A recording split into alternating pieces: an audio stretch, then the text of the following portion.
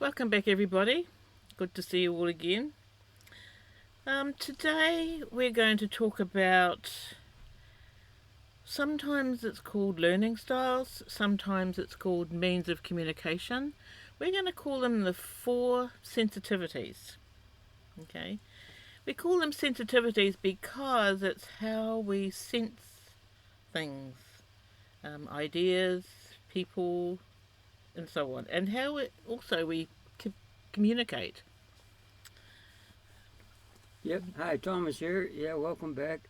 Yeah, I like to think of them as the ways we communicate, and communication is just so important because we're people. We all communicate with each other all the time, and they say most of the our communication is nonverbal, but what they mean is we communicate through our feelings, we communicate through our vision, we communicate through our inner knowings, and one part of it is the verbal part. So yeah.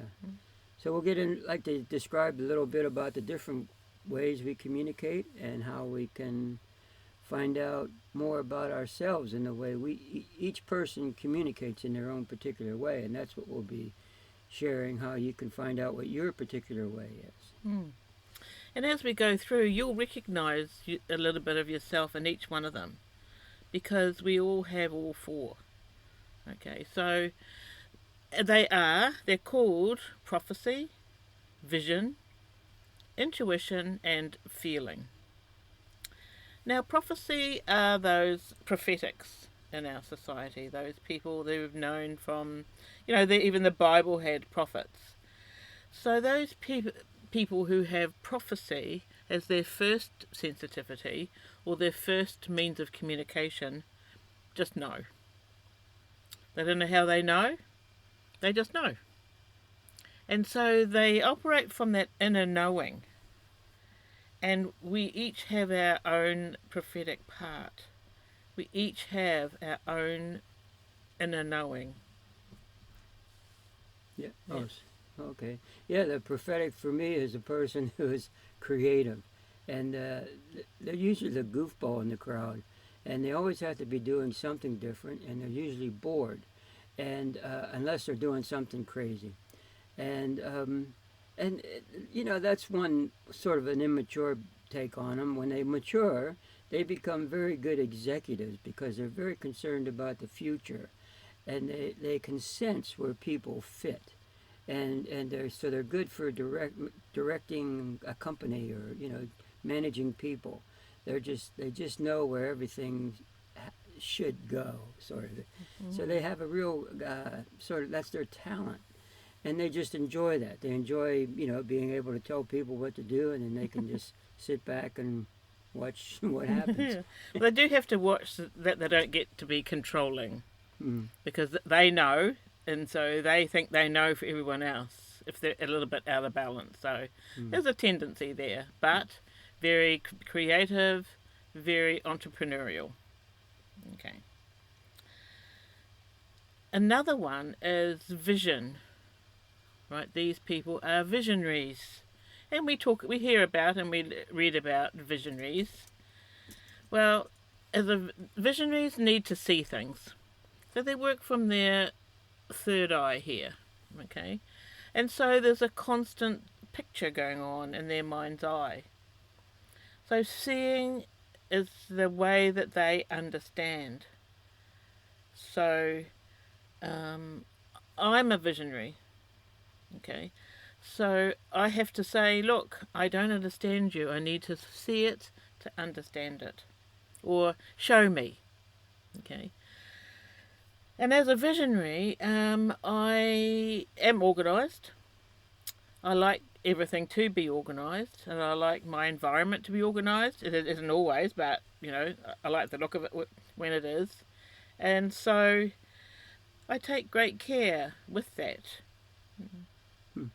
Yeah, the visionary way I perceive it, they go through things, life by how it looks to them, and they have a fixed picture sometimes, and they don't like to change that picture.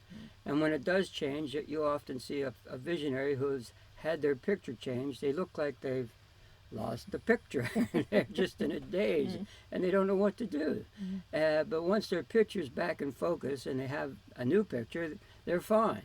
And the visionary goes through episodes of this, losing their picture and getting a new picture, and what they can do is just learn to be a little bit more flexible and a little bit less perfectionistic, because they think everything should be perfect, and what is. To their world it is. Yeah, in their mind it is, and then when they see it's not, they go, "Oh," as I may know. But yeah, so it's a good gift. It's good for organizing and good for harmony, and they love peace, and that's we wouldn't have a pleasant looking environment if it wasn't for visionaries. So you also have a visionary part, right? That's the part of you that is the organizer, that likes things to look good. And as Thomas says, we have to just be careful not to be perfectionist. What about intuition, Thomas? Intuitive is they go by how things sound to them, and they like a basic good solid understanding of things. They don't go with a lot of details about things, but they just have to think things have to be sound good to them on their inner gut. They go a lot by their gut feeling, and that's where they sense a lot of things. It comes in, they hear it, but it has to feel right for them. And the intuitive is sometimes called a born leader, mostly because when they get an idea and they've convinced themselves that it's right, it's very difficult to change their mind. So whatever they think of that they decide and they want to do, watch out, because they're going to find one way or another to do it. They do not like the answer no.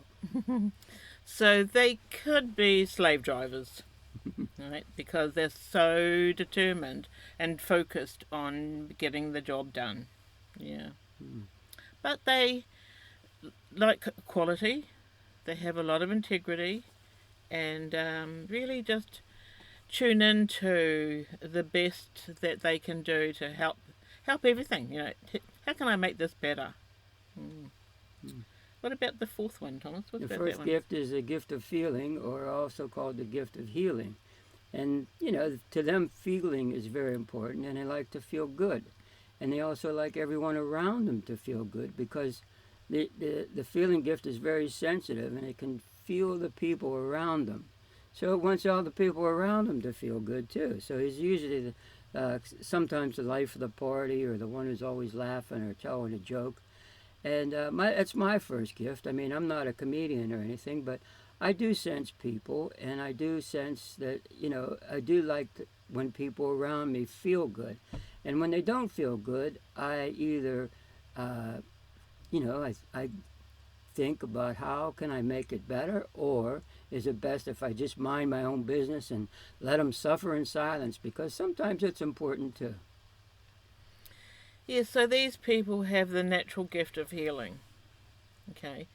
But that also makes them very sensitive, so they can often pick up the feelings of other people in the environment, because their sensitivity is so strong. Everyone has a feeling part. So that's the part that is the doer. They are the people who get things done. They're a feeler in balance is like a powerhouse of energy. So, yeah.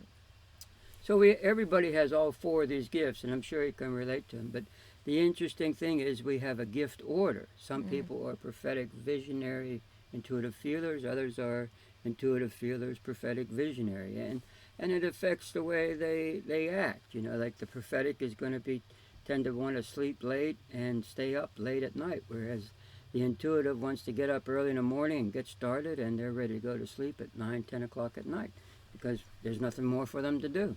So and the interesting thing is when two people of two different gifts want to communicate with each other, they have two different avenues. So if you have a feeler who wants to go into a lot of details, talking to an intuitive who is just interested in the general concept and doesn't need a lot of details, doesn't want them, pretty soon the intuitive just says, "Shut the hell up! I got it." Yeah. Or the prophetic will just so halfway through just space out because he or she just knows what you're talking about. Or they'll finish their sentence for There you. you go. There's And you another go, one. Yeah, that's right. Give me a chance to say what I mean. So it is important to understand our own order, plus to understand those close to us, like the family. I remember when I first found out that my first gift was vision. I really wanted to understand my children better, and what their first sensitivity was. And I found out that one of my children was also visionary, and still is. One is a feeler, and another is a prophetic. So that helped me a lot to really understand how they operate as a soul, and how they communicate within themselves. Yeah. Yeah, and at work, it comes in handy if your boss is an intuitive, not to bore him with a lot of details, and that he's interested in a quality product. All I have to do is give him a quality product, and he's happy. And he doesn't care if I'm spend 15 or 20 minutes at the coffee shop or, taking a break, as long as the product is done on time and everything is good. So whereas someone else might be fussy. Oh, you weren't at your desk until 3 o'clock, and you left a little 2 minutes earlier. Well, I know that's probably a visionary who has a picture. So then I just know. Well, I'm going to stay till 3 and make sure she sees me leaving after. That sort of thing. That's right. So it makes it a lot easier to get along with people when you know what their priorities are. Well, it helps us become more patient, doesn't it, and understanding, because otherwise we can be constantly irritated, and that's not healthy. Yeah. It takes out a mystery, right. Why did that person act that way? Well, once you realize it's just their first gift or their gift that they happen to be working out of at the time. Mm-hmm. Because even though it's our first gift, we may work out of another gift. Because if I'm going to go deal with an intuitive, then I'm going to switch to my intuitive gift, so I don't give them a lot of details and just give them half the story and let them figure it out the rest, because that's what they like to do, and they'll do it anyway. Well, that's right, and I found that during my time as a teacher in the classroom, I knew that it's often been called learning styles, that the prophetics halfway through the lesson spaced out because they knew it all anyway and start doodling. The visionaries, I just need to put something up on the whiteboard. See me writing? And they'll become interested. So I could see them, the visionaries, lift up their heads. The intuitives just like to hear me, and I just need to give them the facts. And the feelers need to give them something to do. They like to work with their hands. And in that way. Yep. So, recognising that we have all four, and that we have our own particular order, I don't know about you, Thomas, but for me it's made a huge difference, because I'm a visionary prophetic. And so when I get a picture, and if my picture's clear, then I just know. My gift order is feeler visionary. So I have to have a feeling before I move. I remember my mom coming around checking me for a pulse to see if and I just didn't have any reason to go anywhere or do anything. So I just kind of laid around.